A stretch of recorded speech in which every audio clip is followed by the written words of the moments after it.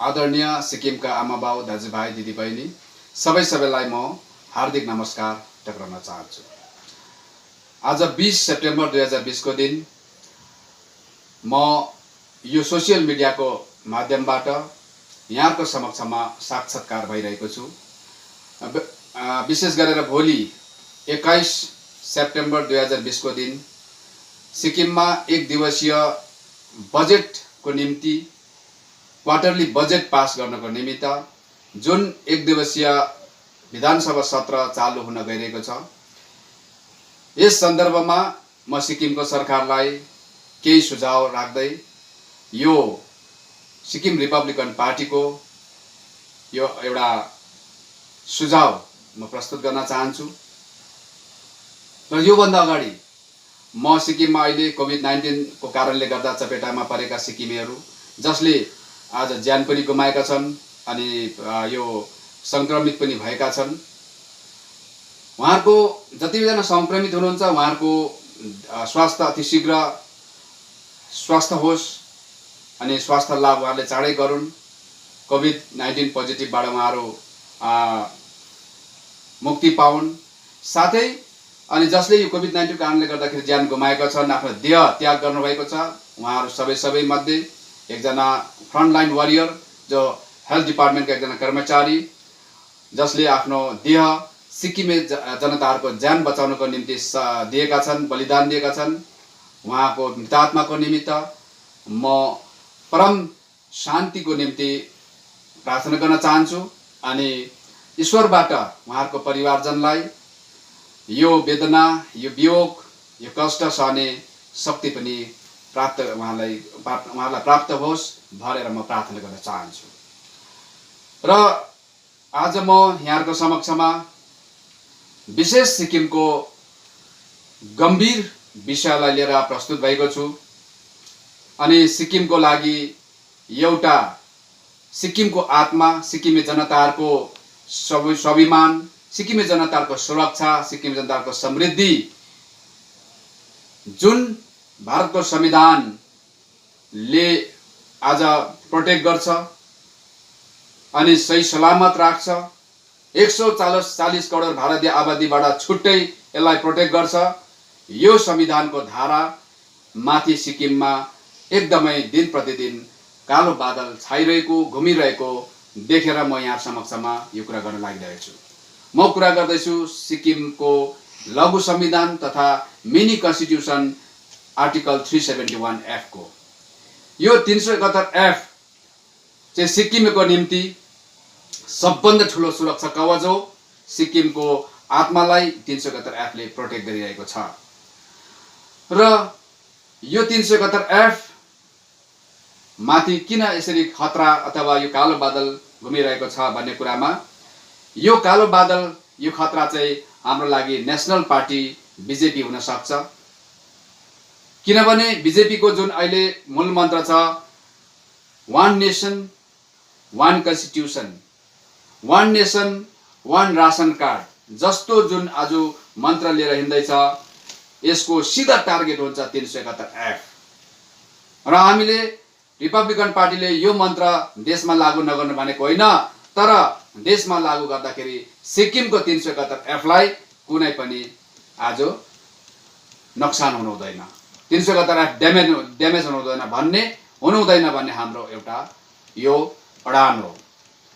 यो 371F लाई हाम्रा अल्पसंख्यक समुदायका एकजना जो जिम्मेवार संगठन चलाउने व्यक्ति हुनुहुन्छ जसलाई हामी छितेन टासी भनेर चिन्छौँ, उहाँले पनि भन्नुभएको थियो कि यो 371F भनेको चाहिँ धार्मिक दृष्टिकोणले हेर्नु भने यो एउटा हिन्दू धर्मको लागि एउटा गीता हो, बाइबल हो अनि यो दमम हो। विभिन्न धर्मको दृष्टिकोणले हेर्नु भने साँच्चै यो कुरा म स्वागत गर्छु उहाँको कुरालाई अनि यो कुरालाई म एकदमै एक्सेप्ट गर्छु। चाहे धर्मको दृष्टिकोणले हेरौँ, चाहे राजनीतिक दृष्टिकोणले हेरौँ, चाहे हाम्रो भविष्य सुरक्षित दृष्टिकोणले हेरौँ, यो सबै दृष्टिकोणले हेर्दा 371F हाम्रो लागि र अन्तिम एउटा सुरक्षा कवच हो। त्यसले गर्दाखेरि 371F कसरी प्राप्त भयो हामीलाई, म यसमा अलिकति भन्न चाहन्छु। 1950 सालमा जब ईस्ट इंडिया कम्पनीको पन्जाबाट अधीनबाट जब सर्वभारतीय नागरिकले स्वतन्त्र प्राप्त गरे, तब 1950 सालमा आफ्नो संविधान लागू गरेर विश्वको विशाल गणतान्त्रिक संघीय देशको रूपमा खडा भए। त्यसपश्चात अनि सिक्किम एउटा छिमेकी देश भएको कारणले गर्दा सिक्किमसँग पनि आज छिमेकी देश हुनको नातामा कस्तो आज सम्बन्ध हुनुपर्ने भन्ने विषयमा इन्डो सिक्किम ट्रिटी पनि तयार गरे र इन्डो सिक्किम ट्रिटी गरे पश्चात सिक्किमको भित्री बाहिरी शक्तिमाथि भारत सरकारको हस्तक्षेप हुन थाल्यो र सिक्किमको जनताहरूले पनि आज सिक्किममा पुस्तौं अथवा युगौं राजतन्त्रको अधीनमा आज तपाईको राजतन्त्रको कानुनद्वारा सञ्चालित नागरिकको रूपमा रैतीको रूपमा आज आएको कारणले गर्दाखेरि सिक्किमको कानुन व्यवस्था सिक्किमको निम्ति समान भएको खण्डमा हामी राजा पनि चाहन्छौँ, देश पनि चाहन्छौँ है, तर हामी बीचमा समानता हुनुपर्छ, हाम्रो चित्त बुझाउनुपर्छ भनेर उहाँहरूले पनि बेला बेला विद्रोह गर्थे। यो विद्रोह सिक्किमको जनताको विद्रोह जनविद्रोह चाहिँ एक दिन 1973 सालमा गएर सिक्किमको राजाले थामी नसक्ने एउटा विशाल आन्दोलनमा परिणत हुन्छ। अनि यो आन्दोलनको उद्देश्य पनि केवल राजा हटाउने, डाइनेस्टी हटाउने अनि राजा मास्ने होइन, राजाले बनाएको कानुनमा संशोधन ल्याउनु पर्छ, सिक्किम बीचमा समानता आउनु पर्छ। सिक्किमी बीचमा जब कानुनी रूपले व्यावहारिक रूपमा समानता आउँछ तब मात्रै को सिक्किमी बीचमा कुनै जातपात छुटिँदैन, धर्म छुटिँदैन, सबै एक भइहाल्छ, एक मासु भइहाल्छ भनेर वास्तवमा एकताको निम्ति, भाइचाराको निम्ति, सद्भावनाको निम्ति गरेका थिए। तर त्यो आन्दोलनलाई मोडिदिने, त्यसमा हस्तक्षेप गर्ने को भन्दाखेरि त्यति बेला भारत सरकार थिए। भारत सरकारले त्यो इन्डो सिक्किम ट्रिटीमाथि टेकेर, इन्डो सिक्किम ट्रिटीको जगमा टेकेर आज त्यो आन्दोलनलाई हस्तक्षेप गरेर त्यो आन्दोलनको दिशा नै मोडिदियो, जसले गर्दाखेरि सिक्किम आज आफ्नो अस्तित्व, आफ्नो देशको गरिमा, देशको गौरव बचाउन नसकेर आज सिक्किम भारतको अङ्ग बन्न पुग्यो, 22औं राज्य बन्न पुग्यो। अनि 22औं राज्य बनेकोमा सिक्किमेले आफ्नो अस्तित्व, आफ्नो अस्मिता, आफ्नो सम्पूर्ण अधिकार, आफ्नो सोभरेनिटी सिक्किमलाई रेफरेन्डमको माध्यमबाट आज सिक्किम भारतको जिम्मामा बुझाएको कारणले गर्दा भारतले पनि त्यो जिम्मेवारी बुझेर 371F सिक्किमको लागि छुट्टै एउटा सुरक्षा कवचको रूपमा, विशेष संवैधानिक प्रावधानको रूपमा उहाँले निर्माण गरिदिएको छ। र अब यो भारत सरकारले नै फेरि यो 371F माथि गिद्धे नजर लगाउँछ र 371F हामीले अब बिस्तारै बिस्तारै सिक्किमबाट हटाउनु पर्छ भनेर सोच्छ भने यो सिक्किमेको लागि सबैभन्दा ठुलो संकट र समस्या हुन्छ। अनि सिक्किमेको लागि मात्र होइन, भारत सरकारले यो कुरा बुझ्नुपर्छ कि भारत सरकारको लागि पनि यो संकट हुन सक्छ, किनभने सिक्किम चाहिँ रेफरेन्डमको माध्यमबाट, पब्लिकको रायको माध्यमबाट सिक्किम भारतमा मर्ज भएको हो र पब्लिकको राय यदि चेन्ज भयो भने भारतको लागि पनि खतरा हुन सक्छ। र त्यसको लागि म विशेष गरेर सिक्किममा जनआदर प्राप्त भएको, जनमत प्राप्त भएको सरकार जो अहिले सत्तामा एसकेएम पार्टीको सरकार छ र उहाँको नेतृत्व वर्गलाई, नेतृत्वगणलाई म यो आह्वान गर्न चाहन्छु। अनि साथसाथमा जुन अर्को जनाधार प्राप्त भएको विपक्षी पार्टी एसडीएफ पार्टी छ, म उहाँलाई पनि यो आह्वान गर्न चाहन्छु। हुन त उहाँहरू आज बीजेपी पार्टीको, नेसनल पार्टी बीजेपीको टाङमुनि दुईटै पार्टी तपाईँको छिरिसकेको छ अनि टाङमुनि तपाईँको के अरे लम्पसार भइसकेको छ। यतापट्टि भूतपूर्व मुख्यमन्त्री लामो समयसम्म सत्तामा रहेकोले गर्दाखेरि धेरै ठुलो भ्रष्टाचार हाम्रो उदाङ्गो हुन्छ र हामी जेल जानुपर्छ भनेर सीबीआईको डरले आज त्यो केन्द्रमा सत्ताधारी पार्टी बीजेपीको टाङमुनि छिर्न पुगेको हो। उहाँले आफ्नो जति पनि के अरे जनप्रतिनिधिको रूपमा चुनाव जितेर आएका एमएलएहरूलाई आज तपाईँको बलिको जन्तु सम्झेर उहाँलाई बलिको जन्तु नै बनाएर उहाँलाई पनि आज बिजेपीको टाङमुनि छिर्न बाध्य गरायो।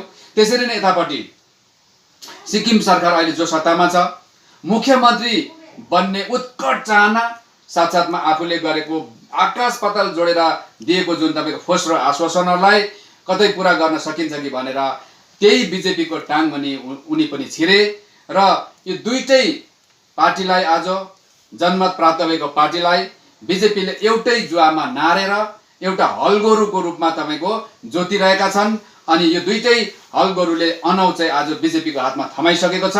त्यसले गर्दाखेरि कुनै पनि दिन सिक्किममा अब यो सत्तारूढ पार्टीलाई पनि खतरा भइरहेको छ। यो सिक्किममा त के छ भने एकै रातमा पनि सरकार ढल्ने परम्पराहरू चलिआएको छ। त्यसले गर्दाखेरि हामी कहीँबाट भित्री सूत्रबाट थाहा पाउँदैछौँ यो अहिलेको जुन सिक्किम सरकार छ, अब यो एसडिएफ पार्टीको त कुनै अस्तित्वै छैन सिक्किममा। त्यसले गर्दाखेरि एसडिएफ पार्टीको माथि कुनै भरोसा छैन अब सिक्किम जनतालाई। तर सिक्किमको सरकारमा रहेको एसकेएम पार्टीमाथि केही न केही आशा छ कि यो पार्टी चाहिँ एकदम पूर्ण रूपले 371 एफ र सिक्किमको जनतालाई नै खतरा हुने प्रकारको समर्पणवादी नीति बिजेपीको अगाडि अपनाउँदैन र कमसेकम सिक्किमेको सुरक्षा र सिक्किमे जनताको आत्मस्वाभिमान बचाउने खालको आज अडान लिएर सिक्किममा सत्तामा रहन्छ।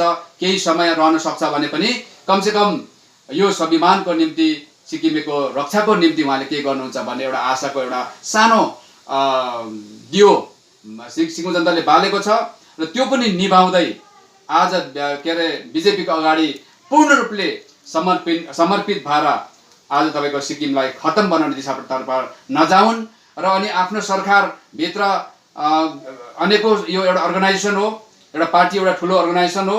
यो भित्र तपाईँको सबैको सोच, सबैको कन्सेप्ट, सबैको सिद्धान्त एउटै हुँदैन। त्यसले गर्दा पार्टी सम्हाल्न साह्रो पर्छ।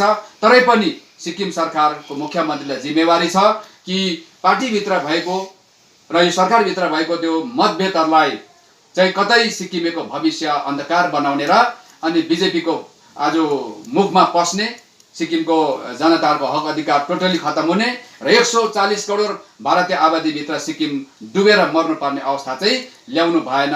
म सरकारलाई यो एउटा आह्वान गर्न चाहन्छु अनि बिन्ती गर्न चाहन्छु। र अब म सरकारलाई यो एउटा आग्रह गर्न चाहन्छु कि भोलिको विधानसभा सत्रमा यहाँहरूले विशेष गरेर सिक्किमको राजतन्त्रबाट गुज्रेका रैतीहरू जति पनि सिक्किममा छन्, विशेष गरेर सिक्किम सब्जेक्ट सिवाय भएका जति पनि सिक्किमेहरू छन्, सिक्किमे रैथानेहरू छन्, उनीहरू सबैलाई ट्राइबलमा समावेश गर्ने बलियो प्रपोजल, तर्कसङ्गत प्रपोजल अनि सिक्किमे ती रैतीहरूको यहाँको इन्डिजिनियस, यहाँको ओरिजिनल हुनुको प्राचीन अनि मध्ययुगीन इतिहासहरूलाई आधार बनाएर सिक्किम सरकारले केन्द्र सरकारलाई सबै सिक्किमेलाई ट्राइबलमा समावेश गर्ने प्रपोजल यहाँ विधानसभामा ल्याउनु पर्छ भोलिको विधानसभा सत्रमा भन्ने म आग्रह गर्न चाहन्छु।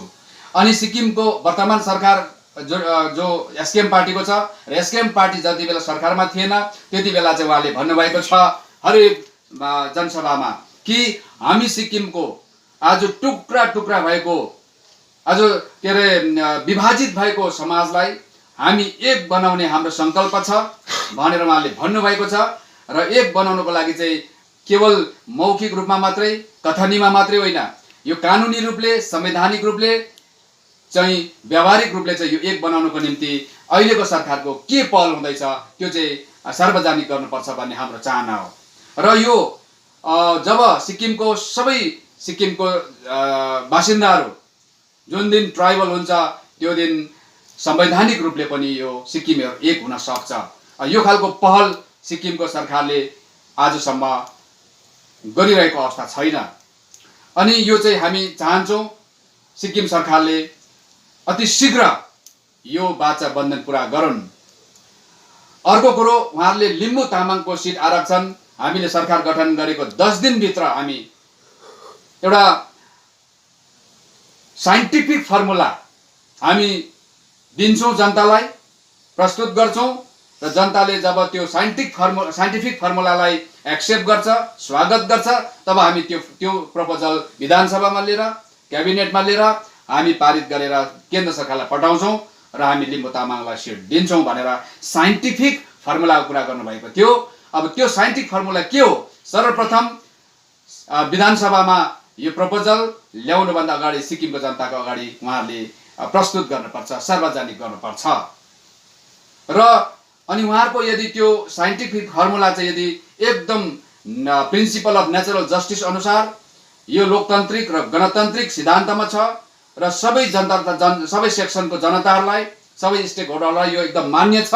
अनि त्यसको मान्य भएको खण्डमा र एक्सेप्ट गरेको खण्डमा चाहिँ अनि त्यो विधिलाई, त्यो फर्मुलालाई चाहिँ प्रपोजलको रूपमा सरकारले एसेम्ब्लीमा ल्याउनु पर्ने हुन्छ।